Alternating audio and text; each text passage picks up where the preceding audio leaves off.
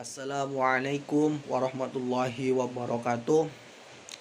Alhamdulillahirabbil alamin wa bihi nasta'in wa ala umuriddin wassalatu wassalamu ala asrofil anbiya'il mursalin sayyidina wa habibina wa syafi'ina wa qarina wa tukhrina sayyidina maulana Muhammadin sallallahu alaihi wasallam, amma ba'd.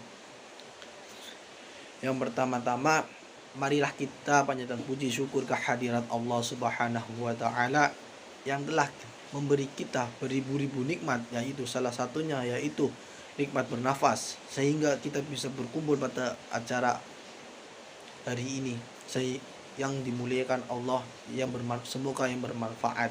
Amin amin ya rabbal alamin.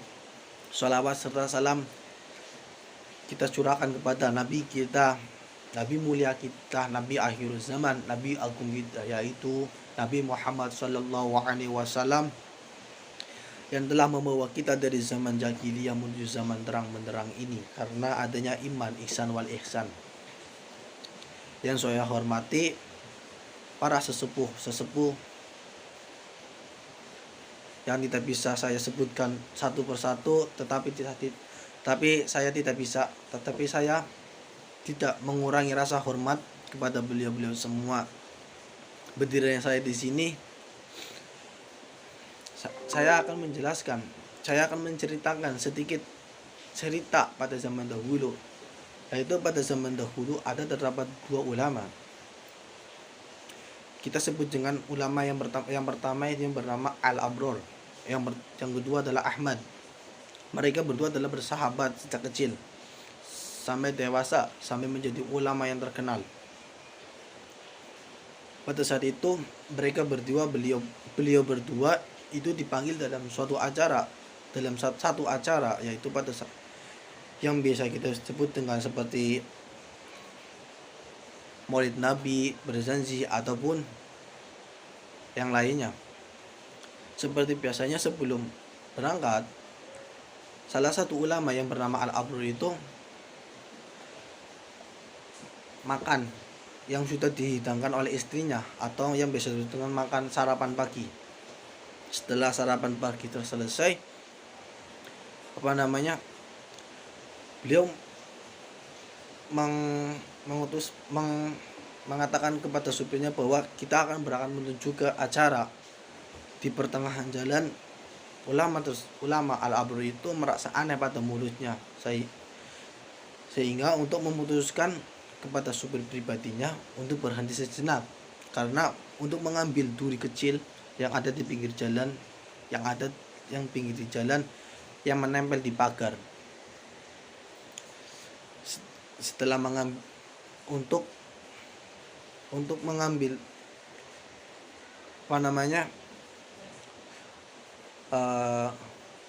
mengambil duri itu untuk mengambil sisa-sisa makanan yang ada di giginya.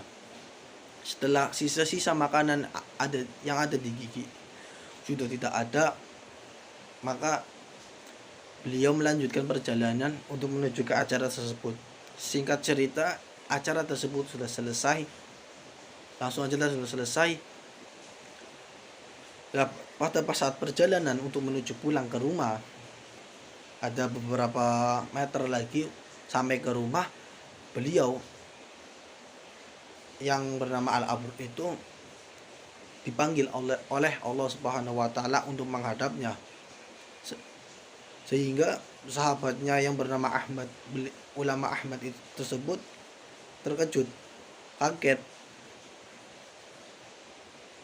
bahwa baru saja bersama saya duduk berdampingan untuk suatu acara, dan ulama Ahmad tersebut memutuskan untuk datang ke rumah ulama Al-Abror untuk berziarah atau istirahat terakhir oleh ulama tersebut. Setelah itu beliau istirahat dan bermimpi bertemu sahabatnya tersendiri. Dalam mimpinya itu sahabatnya itu meminta tolong kepada beliau untuk minta tolong. Terus beliau berkata, wahai sahabatku, kenapa engkau meminta tolong? Ia pun menjawab, aku tidak bisa masuk surga karena pada saat itu aku mengambil salah satu duri kecil yang ada di pinggir rumah. Dan rumah tersebut adalah salah satu murid saya yang bernama, yang bisa disebut dengan kita nama Fulan. Rumah Fulan, rumahnya seperti ini, pagarnya seperti ini. Saya meminta tolong kepada wahai sahabatku untuk minta izin dan meminta maaf dan untuk mengikhlaskan bahwa saya telah mengambil duri tersebut. Keesokan harinya, sahabatnya tersebut ulama Ahmad itu mencari ciri-ciri yang sudah dikatakan sahabatnya itu dalam mimpinya. Waktu demi waktu sahabat tersebut akhirnya menemukan rumah yang persis dengan ciri-ciri dan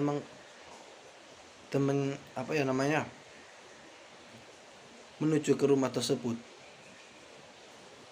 Dan beliau ketemu salah satu pemilik rumah. Ternyata pemilik rumah tersebut adalah murid dari almarhum ulama Al-Abrur tersebut. Dan ulama Ahmad itu menjelaskan secara singkat dan efisien, itu menjelaskan bahwa, dan setelah itu pemilik rumah itu yaitu Fulan itu mengizinkan, memaafkan dan mengikhlaskan bahwasanya gurunya telah mengambil duri kecil yang ada di rumah, karena berkahnya guru itu adalah yang paling mulia. Dari cerita tersebut bahwasanya sekecil apapun, sebesar apapun, ataupun sekecil ataupun yang sebesar apapun, setidaknya kita izin terlebih dahulu kepada yang hak atau kepada yang punya, sehingga agar dia yang mempunyai hak tersebut tidak marah, sehingga bisa mengizinkan apa yang kita inginkan, seperti itu. Mungkin dari saya barangkali ada tutur kata ataupun kurang sopan dalam hati para mad'u, mohon dimaafkan. Wassalamualaikum warahmatullahi wabarakatuh. Terima kasih.